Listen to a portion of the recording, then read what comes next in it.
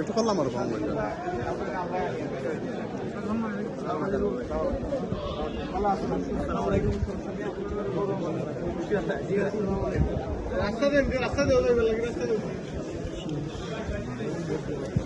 না, আমি তো ভালোই দেখছি এবং গত রাত্রে কিছু সমস্যা ছিল যেগুলো আমাদের সিলেট মহানগরে 4টি কেন্দ্রে এবং বালাগঞ্জে, ফেঞ্চুগঞ্জে, জৈন্তিয়াপুরে 3টি কেন্দ্রে বিচ্ছিন্ন ঘটনা। আমরা বিচ্ছিন্ন ঘটনা বলতে চাই তার কারণ এই বিষয়টা রিটার্নিং অফিসারকে আমরা জানানোর সাথে সাথে তাৎক্ষণিক উনি ব্যবস্থা নিয়েছে, আইনশৃঙ্খলা বাহিনীও তাই করেছে।